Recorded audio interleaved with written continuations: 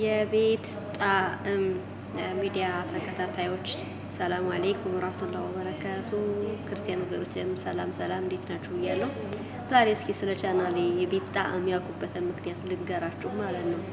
የቤት ጣዕም ብዬ ያልኩት ስለ ምግብ ብቻ አይደለም። እርግጥ እኔ ስለ ምግብ ነክ ነገሮች ነው የምሰራው እዚህ ግን በማንኛውም ቦታ በዓለም ላይ ስንኖር ቤት ውስጥ ጣዕም የሚኖረው ከማን ነው?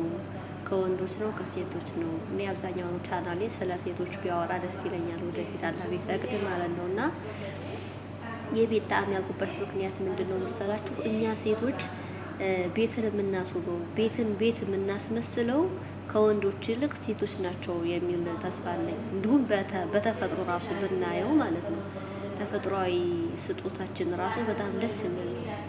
ሴቶች ልጆችን በመውለድ ቤትን የምናስውበው ሴቶች ነን።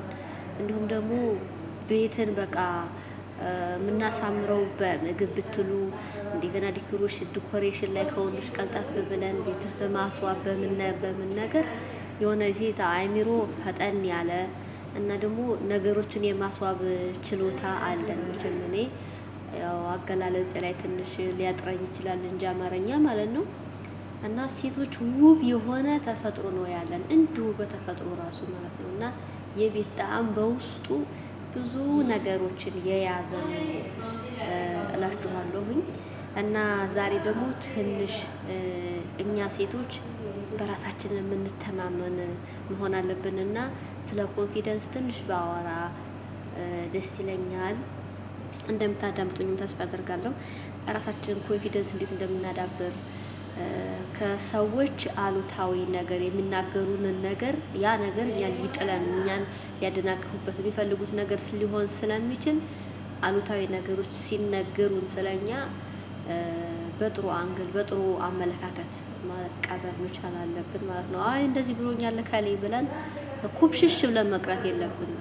ያ ነገር እንደውም መነሻችን ሊሆን ይገባል። የሆነች ልጅ እንደውም ዩቲዩብ የምትሰራ ልጅ ተከታተሏት እንደሆነ አላውቅም እንጂ አዲስ አበባ ልጆቿን እያሳደገች ዩቲዩብ ከፍታ እንደዚህ በቃ እየሰራች እያለን ልጆቿን ሽሮ ወጥ ሰርታ እያበላች ፖስተች መጀመሪያ ላይ ማለት ነው። እሷ ውስጥ ትናገር እኮ ነው። እኔ ግን የመጀመሪያ ፖስቱን አላየሁትም። ከዛ እንዳንችን ልጆቹን ሽሮ እያበላ ከምታኖር እናት ቢቀር ይሻላል ምናምን ብሎ ኮሜንት ጻፈልኛለች።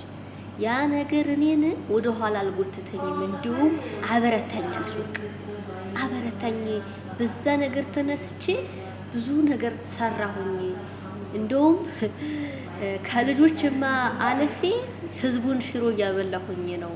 ያው እንደዛ ብለ የጻፍክልኝ ሰውዬ ወይም ሴትዮ ይሄው የሽሮ እንትን ባልትና ጀምራ ማለት ነው። በጣም ውብ የሆነ ባልትና ጀምራ የተመጣጠነ ሽሮ ታከፋፍላለች አሁን ላይ ማለት ነው። እና እስከዚህ ድረስ በቃ ጠንካራ ልንሆን ይገባል። ቻናሏን በጣም ታዋቂ ሆኖላታል። ልጆቿም አልሐምዱሊላህ እያደጉላት ነው። እሷም በቃ በፊት ከምትኖርበት የተጎሳቆለ ህይወት ወጥታ እንኳን እሷ ሰራተኞችንም ከታች ቀጥራ እየኖረች ትገኛለች። ምናልባት እየተከታተላችኋት ከሆነ አይታችኋት ይሆናል ማለት ነው። እና ይህን ያክል መሆን አለበት። በቃ ሰዎች የሚናገሩንን አሉታዊ የሆነ ስለኛ ጫን ብለው የሚሉንን ነገር እኛ ደግሞ መነሻችን በቃ መጠንከሪያችን እንዲሆን ይገባል እላችኋለሁ። እና ኮንፊደንስ በአንድ ጊዜ አይመጣም። ምናልባት እኛ ካደግንበት ሃይማኖት ወይ ባደግንበት ባህል ወይ ብዙ ነገር ተጽዕኖ አለው የኛ ሀገር አቃለው፣ ግን ቀስ በቀስ እየጎለበተ ቀስ በቀስ እያደገ የሚመጣ ነገር ነው። ስለዚህ በራሳችሁ ተማመኑ፣ አብሽሩ። ስለ ውድቀታችሁ ስለ መጥፎ ጎናችሁ የሚነግራችሁን ሰው ደግሞ ወደ ጎን ተወት አድርጋችሁ አይ እኔ ማለት እንዲህ ነኝ በቃ ይሄንን አደርገዋለሁኝ ብለን ውሳኔ መወሰን መቻል ያለብን ይመስለኛል ማለት ነው። እና ስለ ራሳችን በቃ በደንብ ራሳችንን መግለጽ የምንችል እኔ ለምሳሌ ራህመት ነኝ። እኔ ራህመት ነኝ። በቃ ራህመት ምን አይነት ሰው ናት የሚለውን በራሴ እንትን እላለሁ ማለት ነው። ስኬቱን ደግሞ አሁን ስንሰራ ምንም ነገር ስናደርግ በየቀኑ ያልሰራነው ነገር ያስደሰተን ነገር የትኛው ነው? በቃ ዛሬ ይሄን ነገር አድርጌው አስደስቶኛል አልሐምዱሊላህ። ይሄሳ ነገር ራሳችንን መገምገም ራሳችን ስንገመግም ለወደፊቱ ደግሞ ብሩህ የሆነ ነገር ይኖረናል ማለት ነው። እና ስኬት ትንንሽ ስኬቶች የምንላቸው አሁን በቤት ውስጥ አሁን እኛ አረብ ሀገር እየሰራን ወይ መልካም ነገር ሰርተን ሊሆን ይችላል፣ ለከሌ እንደዚህ ታሞ ያሳክመን ሊሆን ይችላል። ወይም ደግሞ ሰዎቻችን ራሱ ማሻአላ ይሄ በጣም ቆንጆ አድርገሽ ሰርተሽዋል፣ ምርጥ ነው፣ ተስለሚልሽ ምናምን ብለው ካመሰገኑን ራሱ ይሄ ራሱ አንድ ነገር ነው። ለምን አንዳንዴ ደሞዝ ሲከፈለን ብቻ አይደለም መውደድ ያለብን፣ የምንሰራው ነገር ራሱ ከልባችን ሆኖ እነሱም ወደውት እኛም ተደስተን ሲሆን በጣም ደስ ይላልና ስኬት ከእንዲህ አይነት ነገር ሁላ ስኬት አለ። ግዴታ እዛ ላይ ጣራ ላይ ወጥቶ ሚሊዮነር ሆኖ የሚታይ ስኬት አይደለም። እታች ሆኖ ተመስግኖ የሚኖር ሰው ያንንም እንደ ስኬት አይተን ከትንሿ ስኬት እያልን ደግሞ እያደግን ኢንሻአላህ ትልቅ ደረጃ ላይ እንደርሳለን ብዬ ተስፋ አደርጋለሁ። እና የማዳም ቅመሞችዬ አብሽሩ እላችኋለሁ። እና ራሳችንን ማበረታታት በራሳችንን መጠንከር መቻል አለብን። የምናወጣቸውን ወጪዎች መቆጣጠር መቻል አለብን። አንድ ነገር የምነግራችሁ ደግሞ ማለት ነው ወጪ ስናወጣ መጀመሪያ ለራሳችን ከዛ በኋላ እያለ መርዳት ያለብንን ሰው ደግሞ እኛ የራሳችን ነገር ከኖረን በኋላ ከያዝን በኋላ እንደርስለታለን። ምክንያቱም እዚህ ጋር ስራው፣ እዚህ ጋር ሙቀቱ፣ እዚህ ጋር ሀሳብ ብዙ ነገር ተደራርቦብን አንድ ነገር ብንሆንና ብንወድቅ እዛ ጋር ስልክ የገዛንለት ወንድማችን እዛ ጋር የሆነ ነገር ያደረግንለት እዛ ጋር በቃ እየላክንን የምናስስተው ቤተሰብ ከወደቅን በኋላ እንደ ሙዝ ልጣጭ ነው የሚያየን ማለት ነው። ሲኖረን ብቻ ነው የሚፈልጉን።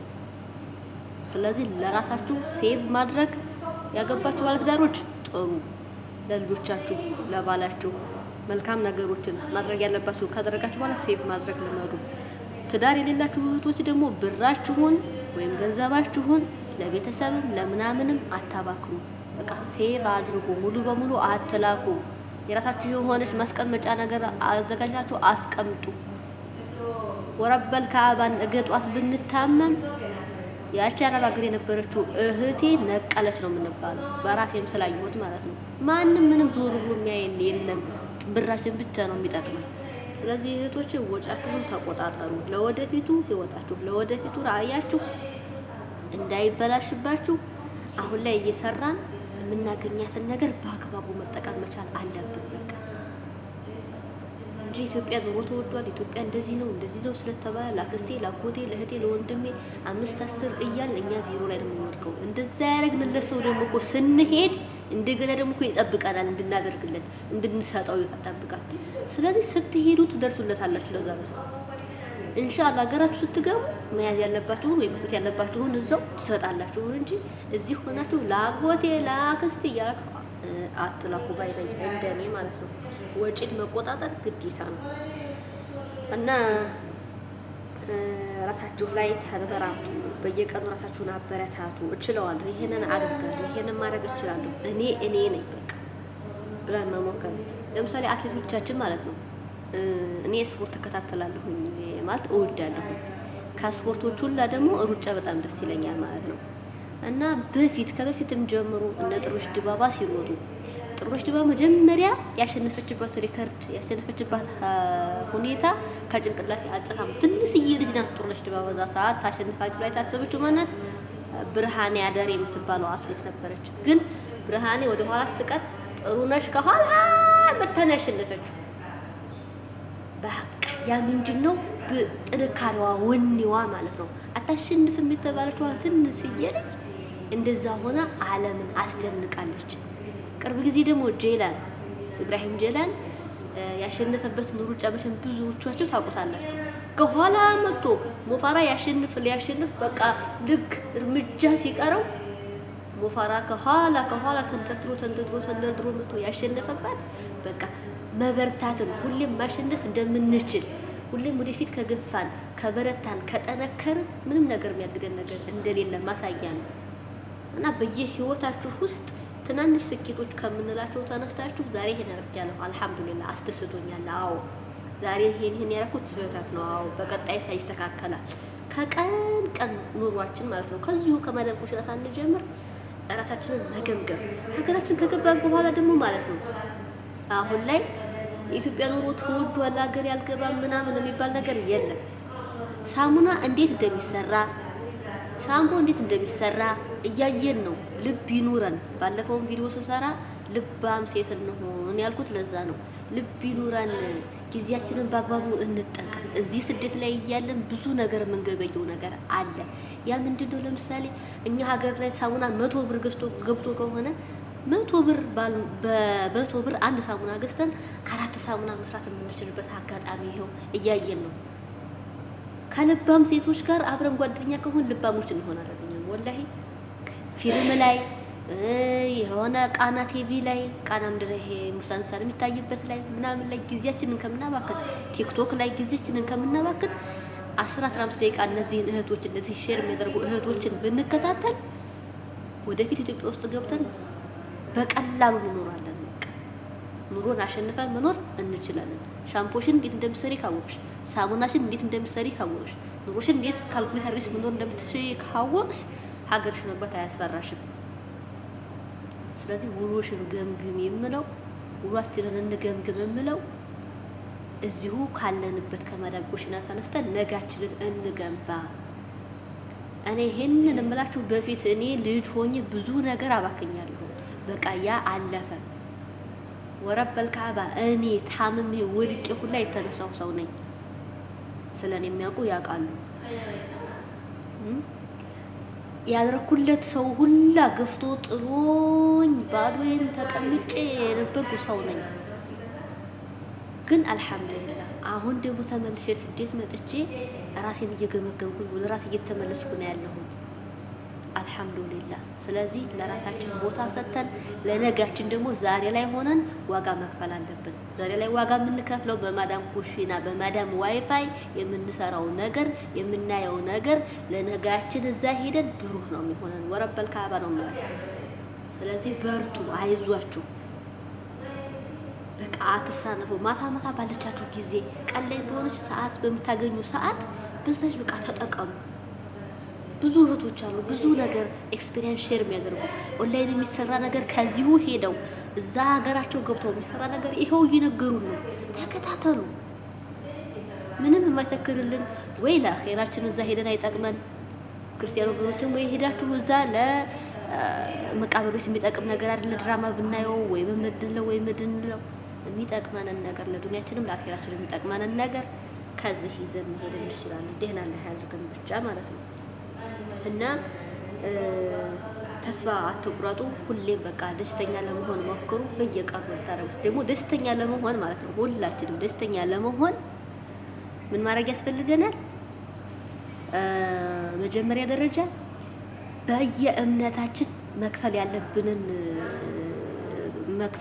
መስዋዕትነት መክፈል ማለት በየእምነታችን ለምሳሌ እኛ ሙስሊሞች በቀን 5 አውቃት ሶላት አለ። ያንን 5 አውቃት ሶላት ከሰገድን ደስተኞች ነን። ፈጅርን ስንሰግድ መጀመሪያ ላይ በቃ ደስተኛ ሆነን ስራችንን እየሰራ ነው የምንቆየው። ዙሁር ሲመጣ ደግሞ ዙሁርን ከሰገድን በኋላ እንታደሳለን። ክርስቲያን ወገኖችን ማድረግ ያለባችሁን በክርስትና እምነት ማድረግ ያለባችሁን እለት ከእለት ማድረግ ያለባችሁን ነገር ካደረጋችሁ ደስተኛ ነው የምትሆኑ። ሲጀመር በቃ ውስጣችሁን እንጃ ደስ ብሎት ነው የምትውሉት።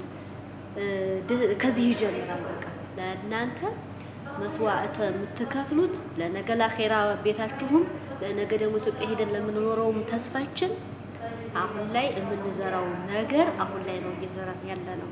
ስለ እምነታችን ብዙ ነገር መማር እንችላለን። ስለ ስኬት ብዙ ነገር መማር እንችላለን። ሀገር ቤት ሄደን ምን አይነት ሰዎች መሆን እንዳለብን ብዙ ነገር መማር እንችላለን። ማዳም ኩሽና ሆነን ማለት ነው በማዳም ዋይፋይ። ስለዚህ በርቱ፣ በቃ በርቱ እህቶቼ፣ አብሽሩ። ሁሉ ነገር አልፎ የሀቡ ልጆች ደግሞ ወዳችኋለሁ ሁላችሁንም ማለት ነው። አይዟችሁ፣ በርቱ፣ ጠንክሩ፣ ተስፋ እንዳትቆርጡ። በዚህ አጋጣሚ ሀቡዬንም አመሰግናታለሁኝ። ሁላችንም እናመሰግናታለን። ወደፊት ደግሞ በአንድ ላይ ምን ይታወቃል ከዚህ ሁላ የተወሰነው ተሰባስቦ ሀቡን የሚያመሰግንበት ጊዜ ሊኖር ይችላል። አላህ ይወፍቀን እላችኋለሁ። ዛሬ ያለኝ ይሄን ይመስላል። ጀዛኩሙላሁ ኸይረን። ወሰላሙ አለይኩም ወራህመቱላሂ ወበረካቱ።